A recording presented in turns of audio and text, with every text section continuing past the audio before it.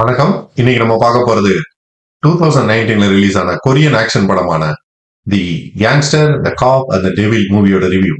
ஒரு edge of the seat thriller. என்ன இந்த படத்தை வந்து விறுவிறு விறுன்னு போதே இத தமிழ்ல எடுத்து ஒரு மாஸ் ஆக்டரை போட்டிருந்தா எப்படி இருக்கும்? மிஸ் பண்ணிட்டானேலே அப்படின்னு தோணும்ல. அப்படி ஒரு படம் தான் the gangster, the cop and the devil படம். இத வந்து தமிழ்ல எடுத்திருந்தா யார் யார் நடிச்சிருக்கலாம் அப்படின்னு பார்த்தவொடனே தோணும் இல்லையா? அது மாதிரி என் கருத்து ஒண்ணு இருக்கும் இல்லையா? அதை வந்து நான் இந்த மூவி ரிவ்யூ முடிவுறப்ப எண்ட்ல சொல்றேன். அது முடிய அதனால வீடியோ கடைசி முடிய பாருங்க. Let's welcome to another panchayat.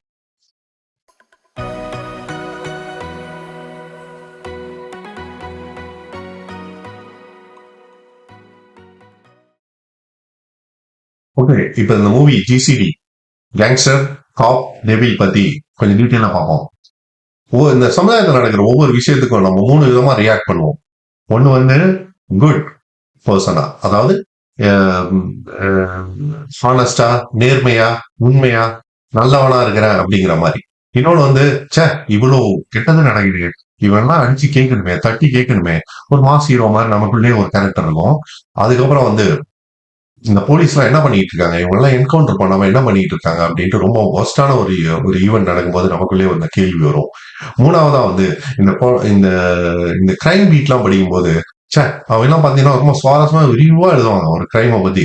அதை கேட்கும்போது நமக்குள்ள வந்து சே நம்மளும் இந்த மாதிரிலாம் பண்ணா த்ரில்லா இருக்கும் போல லைஃப்னு ஒரு டார்க்கர் சைடு நமக்குள்ள இருக்கும். நமக்குள்ள ஒரு டார்க்கர் சைடு வந்து எப்பயாவது ஏதாவது சின்ன சின்ன வேலைகளை பண்ணிட்டு இருக்கோம். பெரிய வேலையா பண்ணும்போது அந்த அளவுக்கு தைரியம் இல்லாம வளர்ந்துட்டு இருக்கும். சோ இந்த 3 கான்ட்ராஸ்ட் கேரக்டர் தான் நம்ம டைரக்டர் லீவான் வந்து ஒரு படத்துக்கு வந்து பேஸா எடுத்து அது அது பேஸ்டு பண்ணி ஒரு 3 கேரக்டரா கிரியேட் பண்ணியிருக்காரு.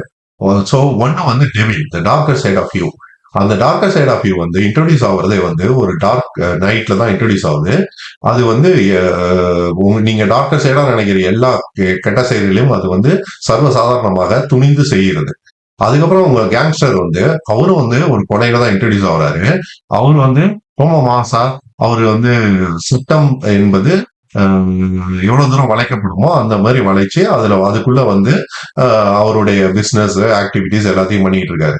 மூணாவதா வந்து நம்ம வாழ்ற normal good person, average person, honest man லைஃப்ல வந்து ஒரு காப் வந்து ரொம்ப சர்வசாதாரணமாக இன்ட்ரடியூஸ் செய்யப்படுகிறார். ஒரு டிராபிக் ரோட்ல முடேன் லைஃப்ல கேஸ சால்வ் பண்ண முடியலங்கிற ஒரு வருத்தத்துல ஃப்ரஸ்ட்ரேஷன்ல இன்ட்ரோடியூஸ் பண்ணப்படுகிறார். ஸோ ஃபர்ஸ்ட் 10 நிமிஷத்துலயே சுவாரஸ்யமா இந்த கேரக்டர்லாம் சொல்லி இந்த டைட்டிலுக்கு ஏன் வந்து gangster cop devil without comma and and வைக்காம வச்சிருக்காங்கிறத ரொம்ப தெளிவா சொல்றாரு director. It is 3 characters within you அந்த these 3 characters within the society. So அதை வந்து ரொம்ப நல்லாவே பண்ணியிருக்காரு. அதுக்கப்புறம் வந்து படம் வந்து ஜெட் வேகத்துல போகுது. இந்த படத்துல வந்து பாசிட்டிவ்ஸ்னு பாத்தீங்கன்னா இந்த 3 கேரக்டர் ஏன் கான்ட்ராஸ்ட் கேரக்டர் ஏன் இப்படி இருக்கு, இதுக்கு என்ன பிளாஷ்பேக், அதை பத்தி எல்லாம் டேரக்டர் கவலையே படல. ஏன்னா நம்ம ஏன் சில சமயம் டார்க்கா யோசிக்கிறோம், நம்ம ஏன் வந்து இந்த முட்டைன் லைஃப்ல மாட்டிட்டு முழிக்கிறோம் அப்படின்ட்டு ஒரு சர்வசாதாரணமான ஒரு கிரிஞ்சி காரணம் இருந்தாலும் அந்த கிரிஞ்சி காரணத்தை சொல்லி எதுக்கு வந்து போர் அடிக்கணும்ட்டு விட்டுட்டு போயிட்டாரு. ரெண்டாவது பாசிட்டிவ் வந்து அங்க இருக்கிற லைட்டர் மூமெண்ட்ஸ்.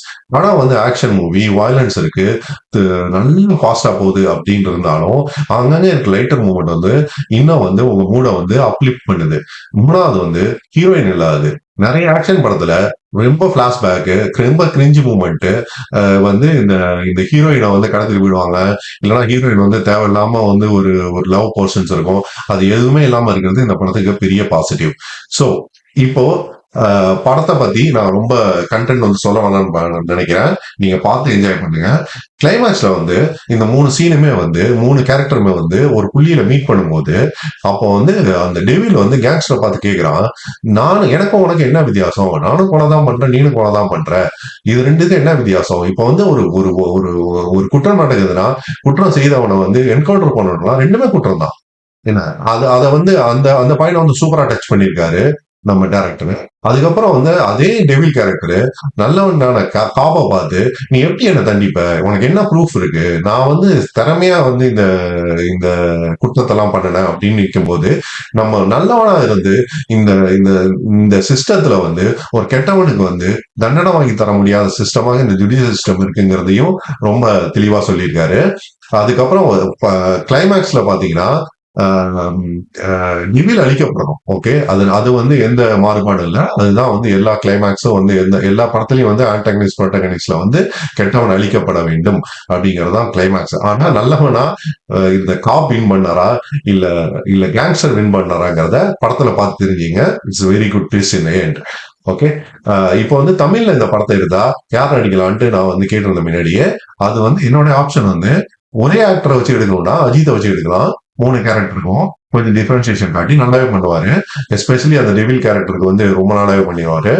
இதுல 3 ஆக்டரை வச்சு எடுக்கணும்னா விஜய் வந்து பாபாவும், அஜித்தை வந்து கேங்ஸ்டராவும், இல்லைன்னா விக்ரம வந்து டெவிலாவும் வச்சு எடுத்தா இந்த படம் வந்து ரொம்ப நல்லா இருக்கும்னு என்னுடைய கருத்து.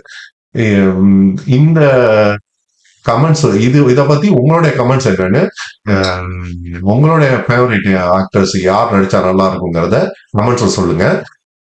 இதுதான் என்னுடைய கருத்து ஆன் ஜிசிடி. இத பத்தி டீடைலா இன்னொரு ரிவ்யூ போடலான் இருக்கேன். அது இந்த வீடியோக்கு எவ்வளவு ரெஸ்பான்ஸ் வருதோ அதை பொறுத்து நான் டீடைல் ரிவ்யூ போடுறேன். தேங்க்யூ. இன்னொரு பஞ்சாயத்துல சந்திப்போம். இந்த வீடியோ உங்களுக்கு பிடிச்சிருந்தா லைக் பண்ணுங்க, ஷேர் பண்ணுங்க. இந்த படத்தை நிச்சயம் பாருங்க. It is very highly recommended movie. Thank you very much. Bye.